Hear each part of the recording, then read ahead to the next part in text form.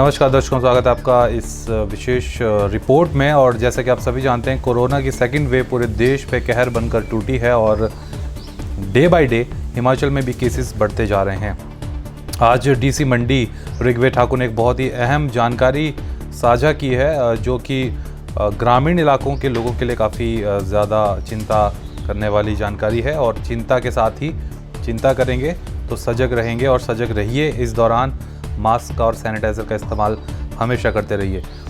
तो डीसी साहब ने जानकारी ये शेयर की है कि 61% केसेस जो अब आना शुरू हुए हैं वो ग्रामीण इलाकों से आ रहे हैं। यानी पिछले हफ्ते 61% केसेस जो हैं वो ग्रामीण इलाकों से आए। और इसका की कारण हम जो पीछे शादी ब्याह का माहौल था उसे भी एक कारण इसे गिनाया जा सकता है। और जैसे कि आप जानते हैं कि हिमाचल एक ग्रामीण प्रदेश है।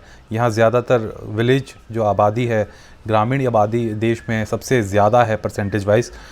तो इस ट्रेंड को हम पूरे हिमाचल में मान सकते हैं कि यही ट्रेंड पूरे हिमाचल में अदर डिस्ट्रिक्ट्स में भी यही ट्रेंड हो रहा होगा।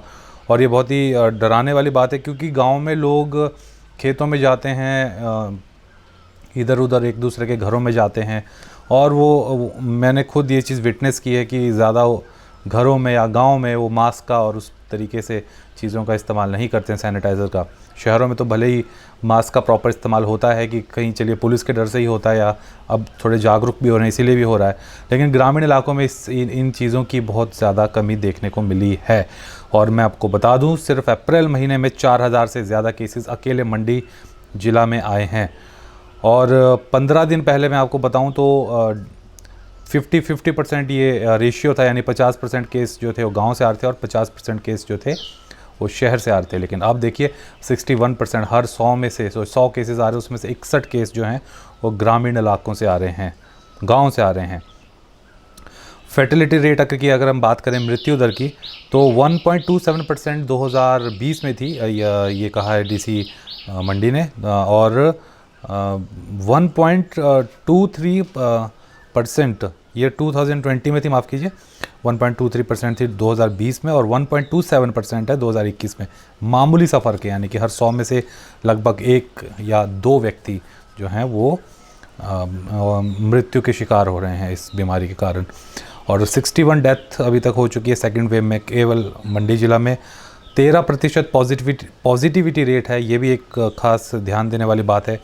पॉजिटिविटी रेट यानी कि हर 13% पॉजिटिविटी रेट का मतलब ये हर 3 में से 1 व्यक्ति जो टेस्ट करवा रहे हैं, उन टेस्ट करवाने वालों में से हर 3 में से 1 व्यक्ति जो है वो पॉजिटिव निकल रहा है।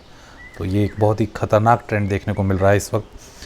अच्छी बात यह है कि बेड कैपेसिटी बढ़ाई गई हैं सभी डिस्ट्रिक्ट्स में। हिमाचल की अगर मैं बात करूं तो बाकी राज्यों की कंपैरिजन में हिमाचल का एडमिनिस्ट्रेशन और सरकारें अभी तक तो फ़िलहाल बढ़िया काम कर रही हैं। खैर पूरे देश की तरह यहाँ भी थोड़ा सा अगर पहले जाग जाते तो इतना हालात ख़राब नहीं होते, लेकिन फिर भी अभी हिमाचल की अगर मैं बात करूँ तो यहाँ पे अभी हालात उतने ज़्यादा बिगड़े नहीं हैं। हालांकि केसेस बढ़ते जा रहे हैं और लोगों को भी सावधानी बरतने की ज़रूरत है। सरकार और एडमिनिस्ट्रेशन के साथ लोगों की लापरवाही भी बहुत बड़ी एक कारण है इस सेकंड वेव का। तो बात अगर ऑक्सीजन सिलेंडर कैपेसिटी करें, अकेले मंडी में 1600 ऑक्सीजन के सिलेंडर भरे जा रहे हैं डेली। और साथ ही अभी पिछले हफ्ते नेरचौक मेडिकल कॉलेज में एक नया ऑक्सीजन प्लांट भी लगाया गया है। तो ऑक्सीजन की कैपेसिटी को भी हिमाचल सरकार, हिमाचल प्रशासन जो है वो बढ़ा रहा है। ये एक पॉजिटिव न्यूज़ है। साथ ही पॉजिटिव न्यूज़ ये भी है कि ठीक होने वाले लोगों की संख्या भी बढ़ रही है, और वो भी ठीक, ज़्यादा से ज़्यादा लोग ठीक भी हो रहे हैं।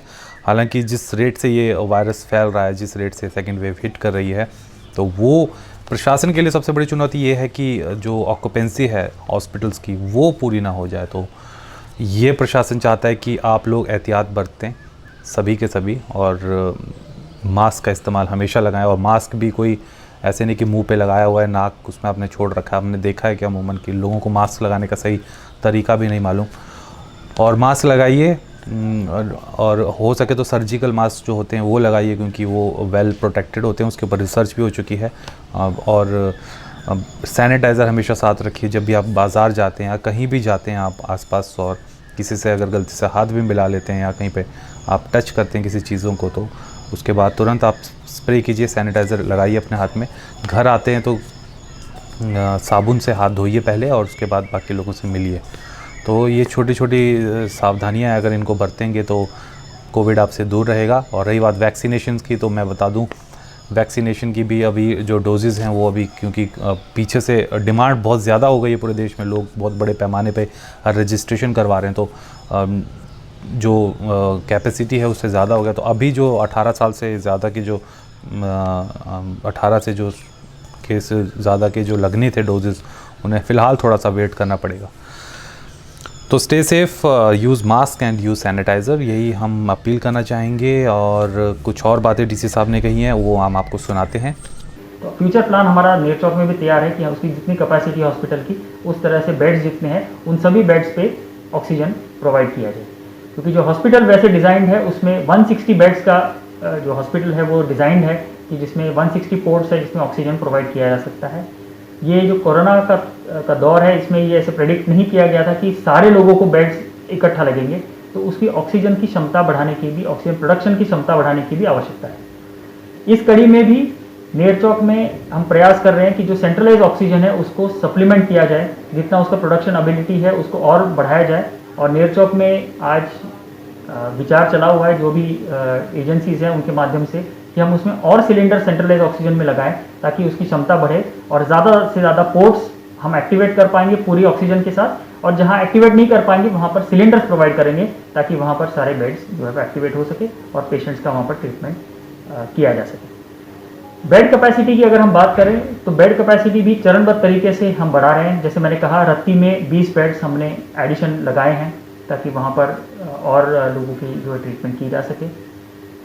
अगले हफ्ते, इसी हफ्ते हमारा जो मेकशिफ्ट हॉस्पिटल है नेरचौक में वो एक्टिवेट हो जाएगा, जिसमें लगभग 80 से 90 बेड्स हम एक्टिवेट कर पाएंगे। उसकी अलग सेंट्रल ऑक्सीजन की सप्लाई है, तो वो सारे बेड्स ऑक्सीजन के साथ हम प्रोवाइड कर पाएंगे। इसी हफ्ते इसको हम एक्टिवेट करेंगे जितने जल्द हो सके। कुछ थोड़े से चैलेंजेस इसमें आ रहे हैं क्योंकि उसमें जो फाइनल प्रोडक्ट्स के जो कुछ पार्ट्स हैं वो अलग अलग राज्यों से आते हैं और बाकी राज्यों में लॉकडाउन लगने की वजह से या रिस्ट्रिक्शंस लगने की वजह से थोड़ी ट्रांसपोर्टेशन को लेकर दिक्कत आ रही है, इसलिए थोड़ा सा डिले हो रहा है। पर हमारी कोशिश है कि जल्द से जल्द मेकशिफ्ट हॉस्पिटल नेरचौक को एक्टिवेट किया जाए और वहाँ पर 80 to 90 बेड्स हमारी इमीडिएटली एक्टिवेट हो जाएंगे। साथ ही साथ माननीय मुख्यमंत्री महोदय ने जब उनका दौरा यहाँ पर था, उन्होंने फैसला लिया कि राधा स्वामी सत्संग ब्यास खलियार में है, वहाँ पर 200 बेड की कैपेसिटी तैयार करनी है। उसके लिए हमने ऑर्डर प्लेस कर दिया है, उसका कार्य आज से शुरू हो जाएगा और वो मुझे पूरा विश्वास है कि अगले हफ्ते हमें वो डिलीवरी वो देंगे। तो अगले हफ्ते 10 से 15 दिन के बीच में वो तैयार होके रेडी हो जाएगा और हम उसमें पेशेंट शिफ्ट करेंगे।